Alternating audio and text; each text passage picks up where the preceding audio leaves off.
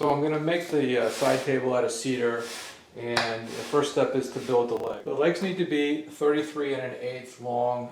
I'm going to cut everything to 34 just so I have some extra room.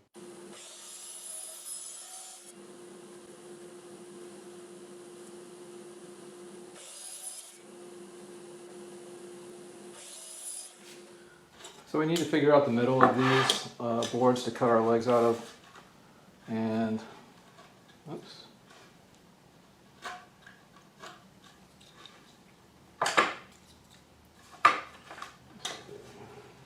That's pretty close. It doesn't have to be exact. So the idea here is once we pick the face that we want to be the outside face, which I think I want this one to be the outside face, we're going to cut on the table saw. We're going to cut 45 here and 45 here and glue them together that way. As long as the distance here is 2 inches or greater, which it is, then we're fine. So we got plenty of room to play with.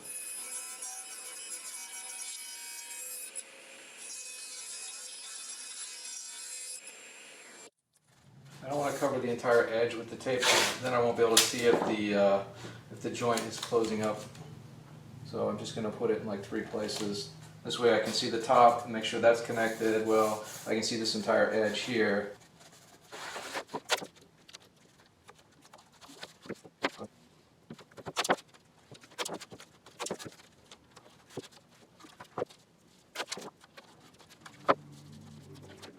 So now that the glue's dried on all our leg parts, we're going to go ahead and cut them down to 2 inches by 2 inches.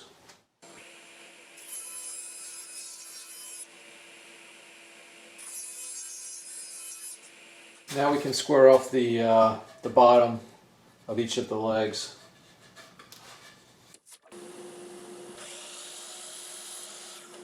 Now I have to cut little inserts that will fit in and support the shelves. I went ahead and glued together the offcuts from when I cut the legs. This is wide enough now to make the inserts, and then I can just cut off the extra. I'm going to rip this into sections that'll fit in there, and then I'll use the miter saw to cut them to the appropriate length.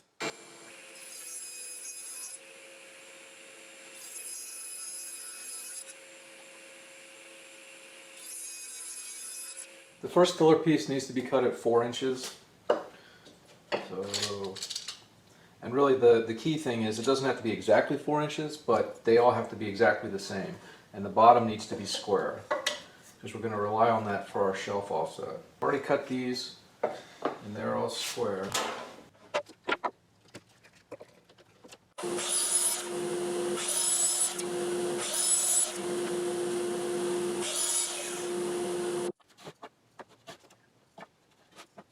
The most important thing here is that the bottom, when these get glued on, is that the bottom is flush.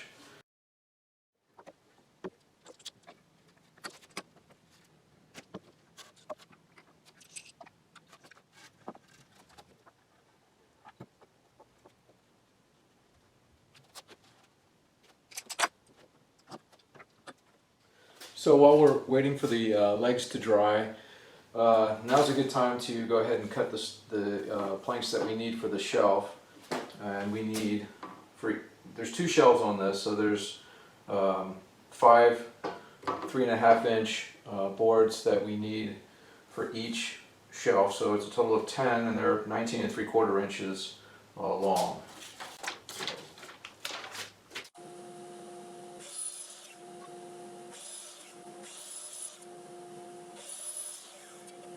To create the shelves, I'm going to glue this piece of wood, which was offcuts that I glued together.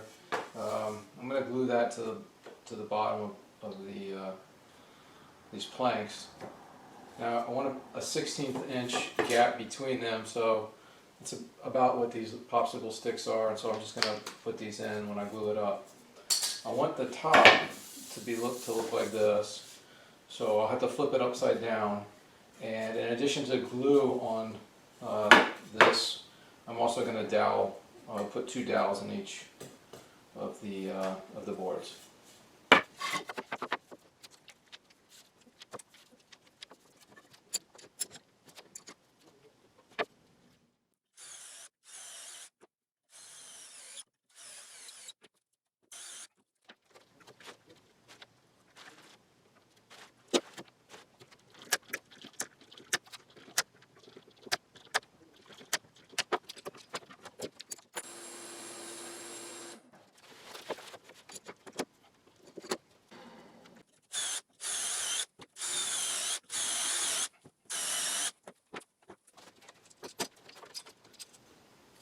So before I glue these up, I want to go ahead and round over all the edges and give the faces that are going to be out, facing out, a quick sand.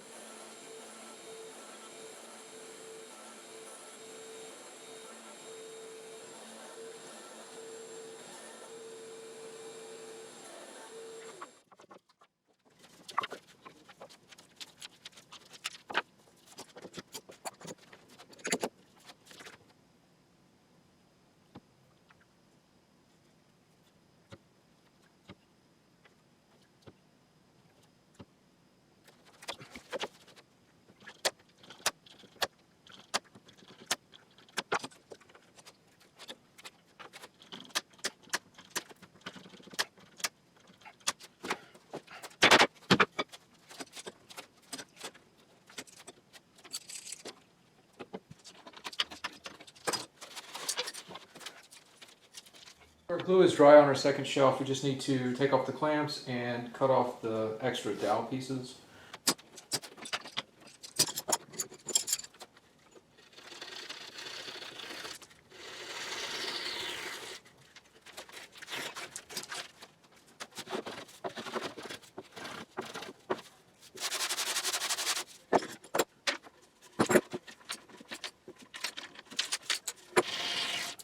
So the sandpaper helps so that I don't score the wood when I'm trying to cut the dowel off.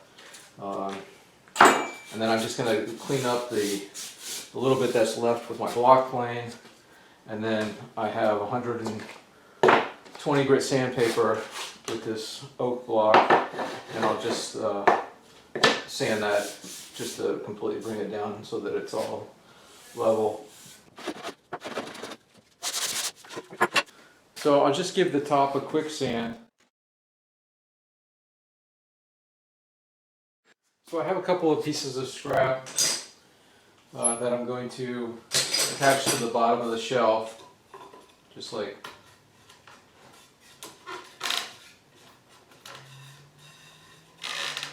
this. The other shelf already has them, so they're basically just these runners here that will allow me to attach a face frame once I cut it. And I'm going to do that after I've glued the shelves in place.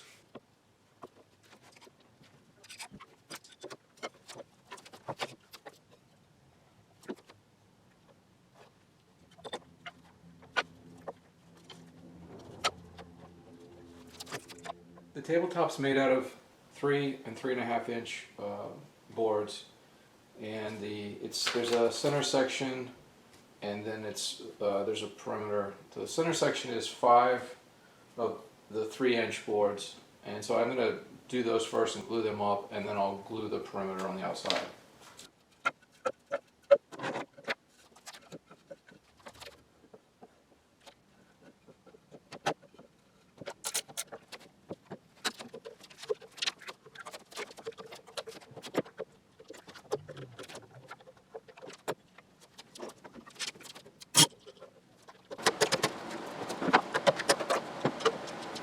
So I'm going to use my dowel jig to join together the edge with the main part of the table, and it's pretty straightforward to use if you've never used one. You basically, there's a center line on here, and so you pick that based on the thickness of your material. So mine's at 3/8, and these things are all they're basically, I don't know what you call that, but it has to go into one of those, so you can't misalign it. Then once you do that, you can use this indexing pen that comes with the jig, and it makes it easy to reference off the same edge. So I reference off that edge. Whoops, not that way. That would be stupid. I reference off this edge and this top face to drill the holes on here. So here and here.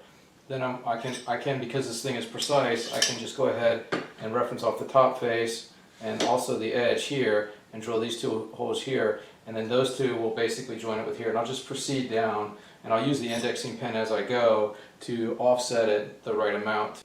The other thing you have to do with this dowel jig, obviously, is adjust the depth of your drill bit. So what I want is 1 inch and a little bit through here. I'll just do 2 and make sure it's working right.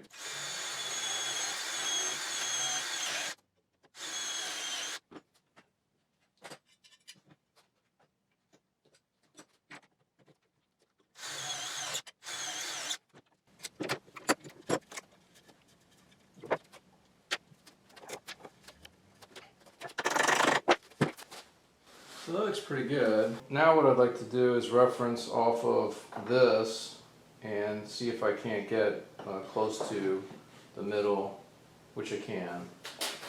So that's cool.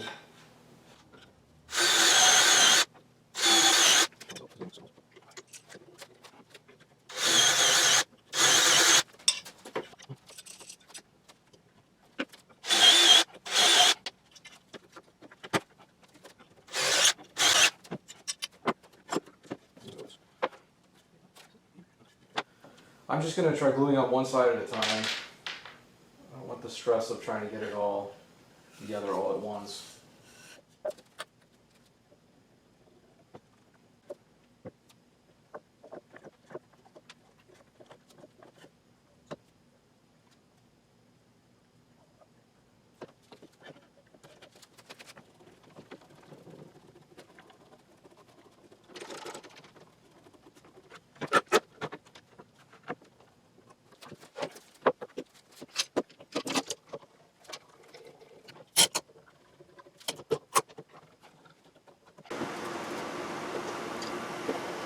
So just to finish up on the tabletop, I have the last 2 pieces cut, and they're going to be joined on like that.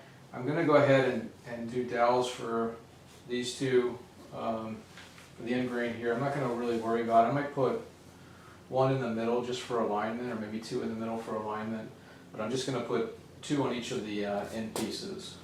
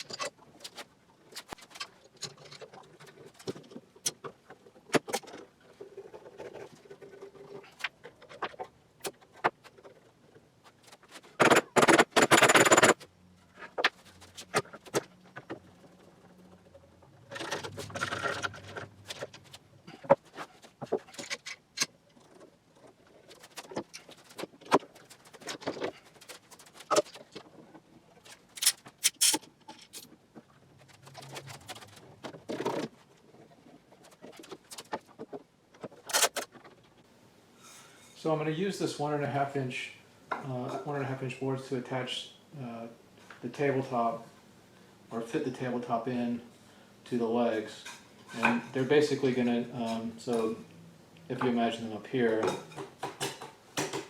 like that.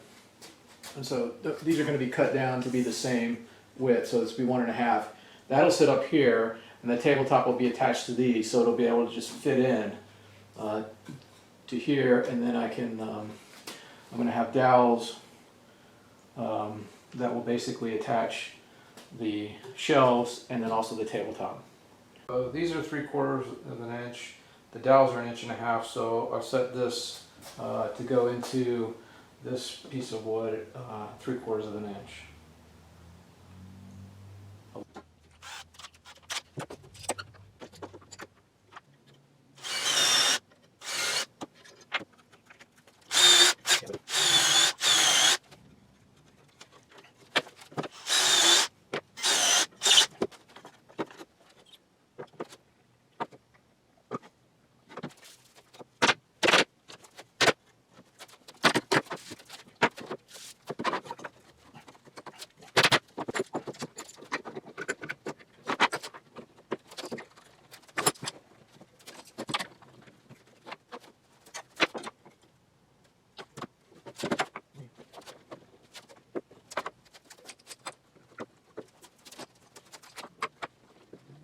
So I friction fit our frame that's going to be glued to the bottom of the tabletop, and that's just basically going to sit in here.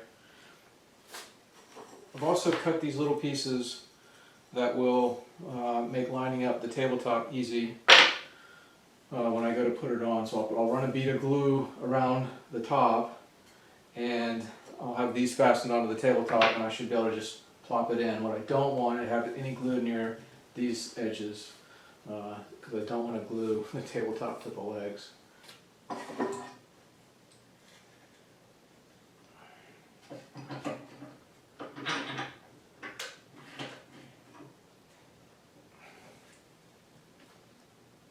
So I already measured these and made sure that essentially that they're splitting the difference so that the tabletop is even, as long as these things are butted up against the legs.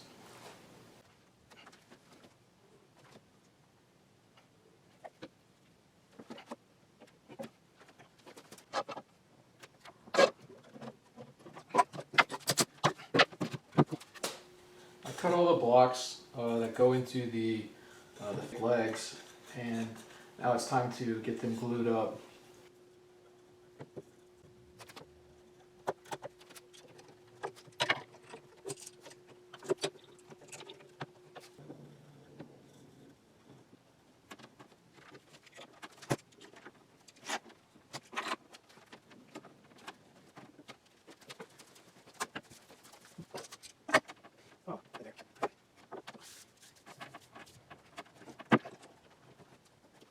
The legs are dry, and I took apart everything. I'm just going to run through the table saw once to clean up the edges, and then I can put it back together with glue.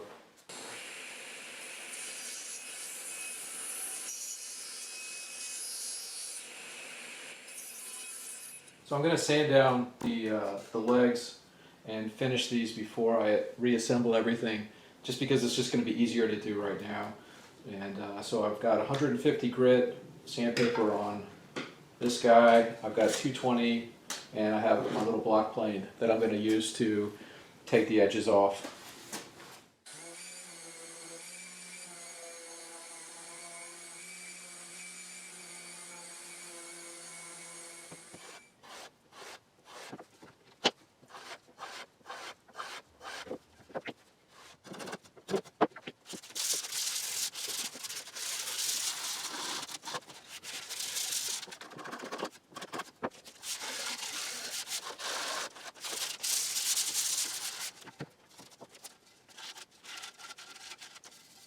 So I kind of got stuck waiting for the, I don't have the dowels that I want to join the legs to the shelves and the top. So while I'm waiting for those to come, I went ahead and started to figure out the color that I want for the stain and the poly. I'm trying to match. We already have some furniture that looks like this. This is the color that I'm trying to match. It doesn't have to be exact, but I'd like to get it somewhat close. And I think it's not a great match, but it's close. I think I'm going to go with this. It's a combination of some dye stain and this exterior top coat. So I mixed a 1/4 cup of this to a tablespoon of this. And I think it's close. I'd like it a little bit darker. So I think what I'm going to do is just drop coffee brown TransTint dye, and I'm just going to drop a couple of drops of this in it, and then I'm going to go ahead and put it on the legs and see what it looks like.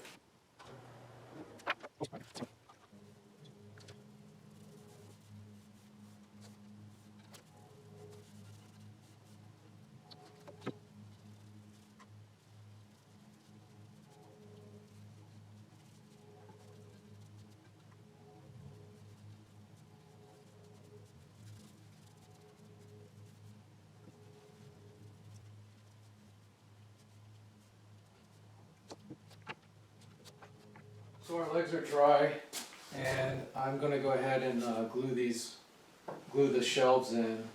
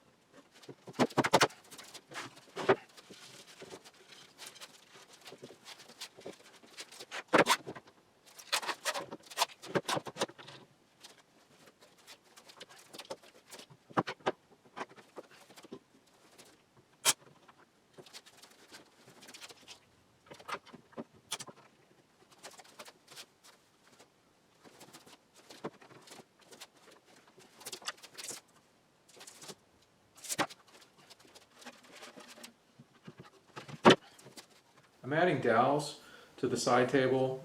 They'll go through the legs and into the shelves in the top to provide structural lateral support so that it won't rack. It's going to look a little bit like these little buttons like that. I'm using I'm using these Miller dowels. I like these things. They're easy to use. You do need a special drill bit for them. So if you buy the kit from Miller Dowels, there's one of the options that you can buy the drill bit for it, and they come in different sizes. Like I think this is what they call the 1X size. So this is the 1X drill bit. So I'm also going to use my my JessEm Dowel Jig to start the holes so that I put them in the same place every time. And I've come up with a little story stick to use that. The front is going into the side stretcher, and the side's going into this top piece of the shelf. So before I drive this with glue on it into this hole, I just want to make sure it's going to bottom out where I want it to bottom out, because I won't be able to undo that. So I'm just going to do a quick test.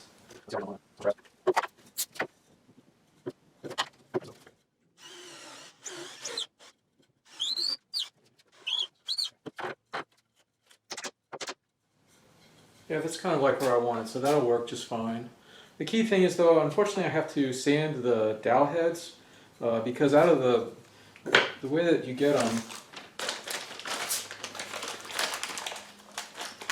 the dowel heads are very, very flat on the top, and I want the kind of the button rounded top to them. So it's not that complicated. You can just put it in your drill bit and do it, but it's just an extra step you have to take.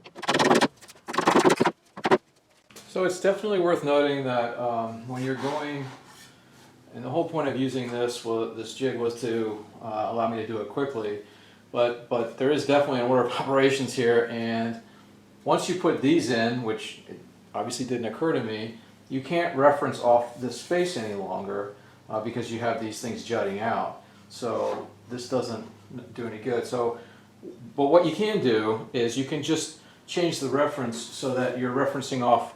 I've got 4 of these, so that bumped it out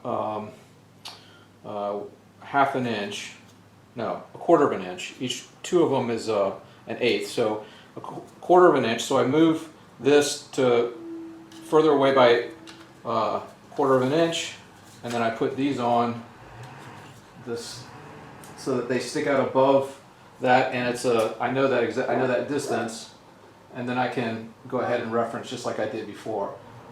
Obviously this isn't the way I would have preferred to do it, and I should have drilled all the holes first, but I got ahead of myself there.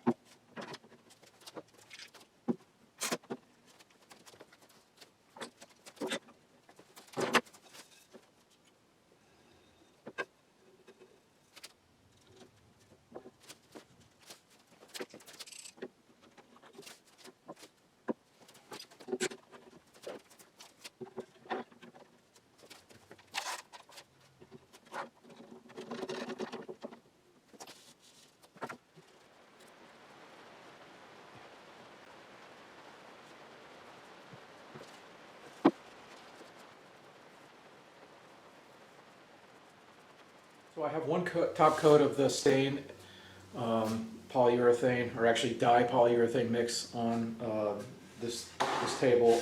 And before I go ahead and get ready to spray it, I'm going to do a quick scuff sanding over the whole thing with 320 grit sandpaper.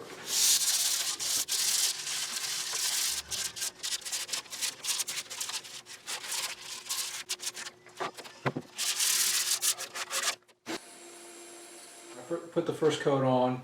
It was a mixture of a quarter of the top coat, a tablespoon of the dye, and then I put a couple of drops of the TransTint in just to darken it up a little bit. I'm going to do, since these are toning coats, I'm going to do a cup of the top coat. I'm going to do a tablespoon of this, and then so I'll keep the stain the same color, and I'm just going to do a full cup of the top coat.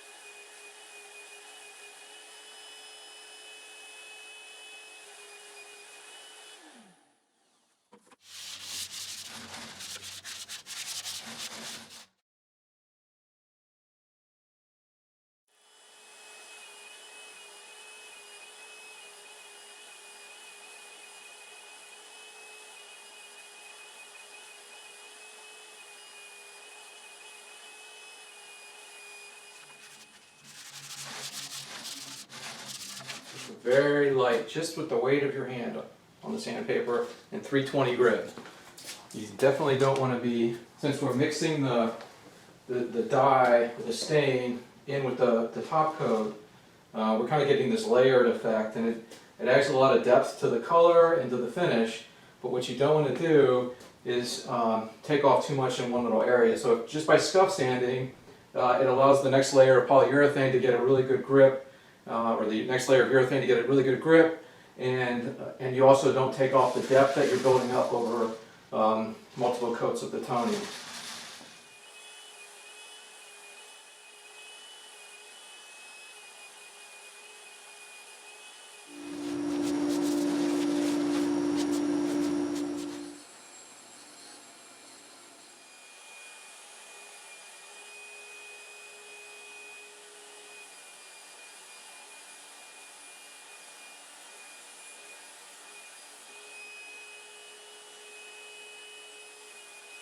So I'm pretty happy with the way this turned out.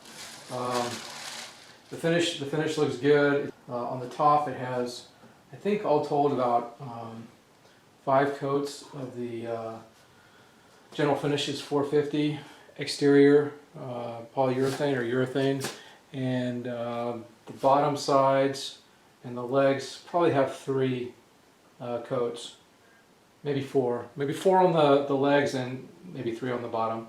So we'll see how it holds up, but I'm pretty happy with the stain, and it's got a nice soft feel to it.